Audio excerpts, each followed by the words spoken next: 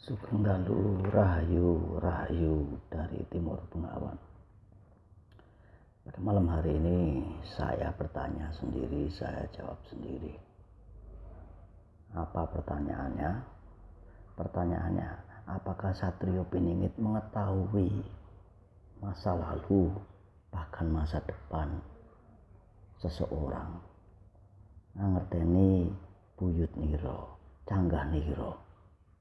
Kalau menurut saya, dulur-dulur, jelas-jelas Satrio Piningit ya tidak akan tahu lah siapa mbahnya, siapa nenek moyangnya, atau masa depannya bagaimana. Yang diketahui Satrio Piningit adalah masa lalu tentang ketuhanan yang nanti akan menyadarkan diri para dulur-dulur semuanya. Disitulah kalau kesadaran dulur-dulur sudah timbul, maka akan mudah bagi beliau untuk menjadikan dulur-dulur masyarakat yang adil dan makmur serta sejahtera. Dulur-dulur semuanya, waktu masa lalu sudah terjadi, kita masih khawatir. Padahal sudah terjadi. Masa depan yang belum terjadi, kita juga khawatir, meskipun itu diramal akan ada ini itu Satrio Piningit dan sebagainya, masih khawatir. Jadi ya, siapa yang bisa mengetahui masa lalu dan masa depan? Jadi gini dulu.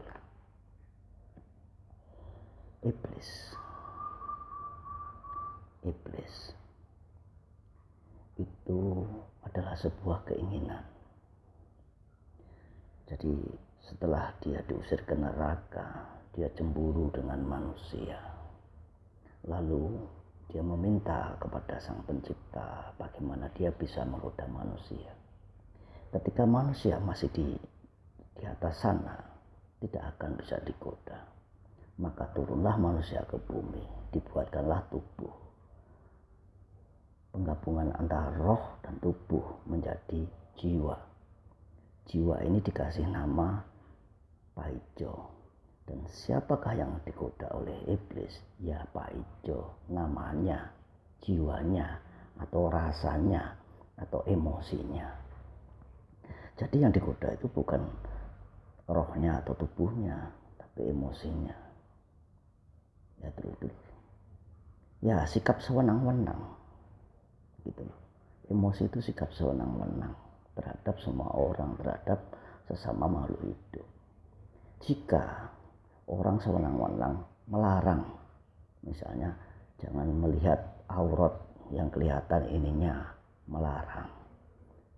Jangan ini, jangan itu, melarang. Padahal itu orang pakai kemben Jawa itu sebuah budaya. Jangan melihat tarian dan sebagainya, melarang. Nah, apakah dia yang melarang itu mau memperistri yang buta, atau yang bisu, atau yang tuli? Coba. Enggak kan? Pasti mintanya memperistri yang utuh, yang bisa melihat, yang bisa mendengar, yang bisa berbicara. Nah, itulah sikap sewenang-wenang dulur. Jadi dulur-dulur semuanya, itulah yang namanya iblis. Sikap. Manusia ini memang ditakdirkan untuk digoda oleh iblis. Ya, kalau Tuhan atau Sang Pencipta tidak suka, ya sudah jelas, tidak usah menyuruh manusia, ditangani sendiri. Gitu aja sudah selesai semuanya, habis, ditiup habis semuanya. Ya, inilah kenapa kita itu harus menghargai, tidak boleh sewenang-wenang. Gitu dulur-dulur.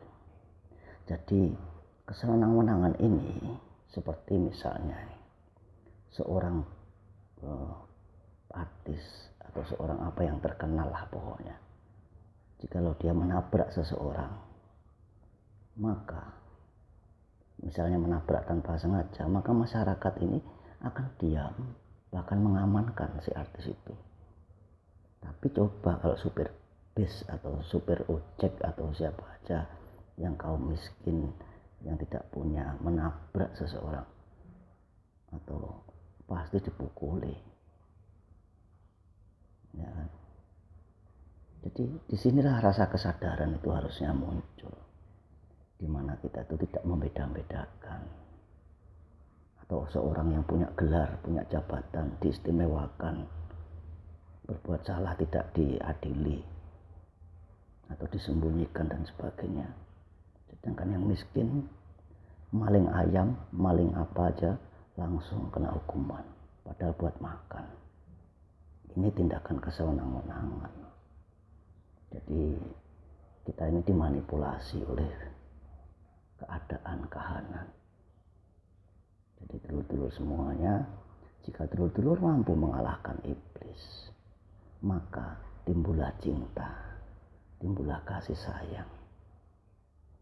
Jadi iblis itu adalah sebuah keinginan jahat yang mempengaruhi jiwa kita, bukan roh kita atau tubuh kita. Ini part pertama ya dulur-dulur. Nanti kita bahas part selanjutnya. Rahayu, rahayu.